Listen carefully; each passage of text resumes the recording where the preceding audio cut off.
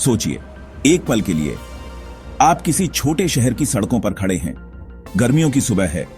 अचानक दूर से एक के बाद एक सजी धजी गाड़ियां आपके सामने से गुजरती हैं। हर गाड़ी पर बड़े बड़े अक्षरों में लिखा है, राहुल वेड्स अंजलि, दुल्हन हम ले जाएंगे। आप सोचते हैं कोई बड़ी शादी है शायद, लेकिन आपको क्या पता, इस बारात के अंदर छुपे हैं इनकम टैक्स के जांबाज अफसर, जो आने वाले कुछ घंटों में इतिहास की सबसे अनोखी रेड को अंजाम देने वाले हैं। यह कोई फिल्म नहीं, यह है रियल इंडिया की असली कहानी। और इसकी शुरुआत होती है महाराष्ट्र के एक छोटे से जिले जालना से। मुंबई से करीब 400 किलोमीटर दूर यह जगह वैसे तो स्टील इंडस्ट्री के लिए जानी जाती है, इतनी कि इसे महाराष्ट्र की स्टील कैपिटल तक कहा जाता है।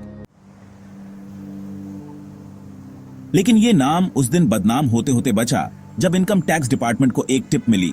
दो बड़ी कंपनियां SRJPT स्टील्स और कलिका स्टील्स लगातार टैक्स चोरी कर रही हैं। आप सोच रहे होंगे, टैक्स चोरी, उसमें कौन सी नई बात है?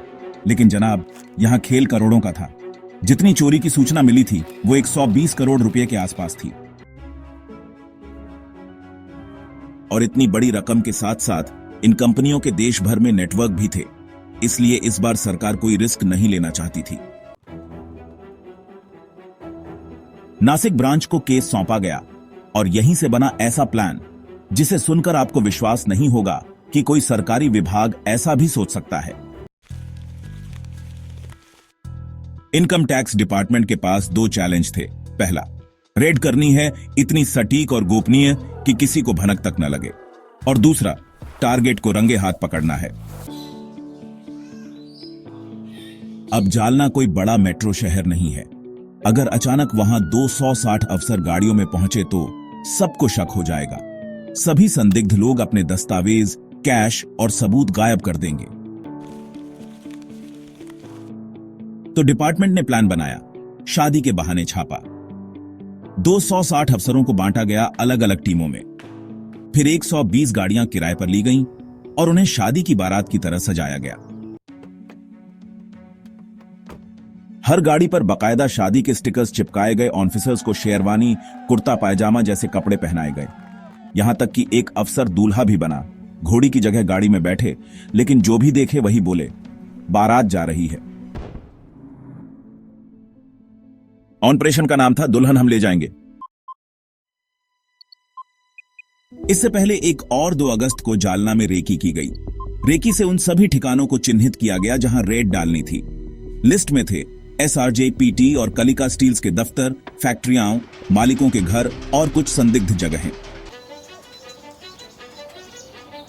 3 अगस्त की सुबह 4 बजे ये बारात जालना में एंटर हुई। हर टीम को अलग लोकेशन पर भेजा गया। रेड शुरू होते ही अफरा तफरी मच गई। स्टाफ, मालिक और अकाउंटेंट सबकी आंखें खुली की खुली रह गईं, क्योंकि बारात समझकर जिन लोगों को दरवाजे तक ले जाया गया वो लोग छापा मारने आए थे।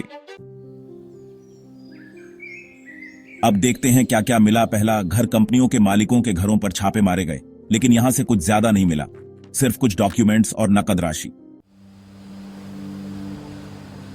दूसरा, फैक्ट्रियां, यहां थोड़ा माल मिला। कच्चे माल की इन्वेंट्री में भारी गड़बड़ी और बही खातों में फर्जी एंट्रियां। ऑनफिस, जैकपॉट यहीं लगा। फर्जी कंपनियों के नाम पर बिलिंग, GST इनवॉइस फ्रॉड और कई ऐसी बैंक एंट्रियां जो किसी काले खेल की तरफ इशारा कर रही थीं। लेकिन इतना सब होने के बावजूद जो 120 करोड़ की टैक्स चोरी बताई गई थी, उसका 20-30% भी अब तक हाथ नहीं आया था। अफसरों के मन में निराशा घर करने लगी थी। और तभी ट्विस्ट आया। SRJPT के ऑफिस से कुछ ऐसे कागज मिले जिनमें बार बार एक फार्म हाउस का जिक्र था। उस फार्म हाउस का नाम आते ही एक टीम तुरंत रवाना हुई। लोकेशन थी जालना के बाहरी इलाके में बना एक निजी फार्म हाउस। फार्म हाउस किसी कंपनी मालिक का नहीं था, वो एक प्राइवेट फाइनेंसर प्रदीप बोरा का था। वो वही आदमी था जो काले धन को सफेद बनाने का एक्सपर्ट माना जाता था। SRJPT और कलिका स्टील्स को वो लंबे समय से फाइनेंशियल सपोर्ट दे रहा था, बेशक अवैध रूप से। फार्म हाउस बाहर से एकदम शांत और सामान्य दिख रहा था, लेकिन जैसे ही एक पुरानी दीवार को तोड़ा गया, पीछे एक सीक्रेट रूम निकला। सीक्रेट रूम के अंदर गद्दे पड़े थे। जब उन गद्दों को काटा गया तो उनके अंदर भरे थे 500 के नोटों की गड्डियां। हर गद्दे में लाखों रुपए छुपाए गए थे। साथ ही अलमारियां खोली गईं तो गोल्ड ब्रिक्स, गोल्ड बिस्किट्स, हीरे जवाहरात और कई संपत्ति के कागज मिले। अब यह सब हाथ से गिनना पॉसिबल नहीं था, तो अफसरों ने एसबीआई बैंक से कोऑर्डिनेट किया। सब कुछ थैलों में भरकर बैंक में लाया गया। सुबह 11 बजे गिनती शुरू हुई। रात के 1 बजे तक गिनती चलती रही। लगातार 13 घंटे तक नोटों की गिनती की गई। और जब फाइनल आंकड़े आए तो सब सन्न रह गए। 58 करोड़ रुपए कैश, 32 किलो सोना, 14 करोड़ के डायमंड्स और 300 करोड़ की अघोषित संपत्तियां। कुल जब्ती 390 करोड़ रुपए।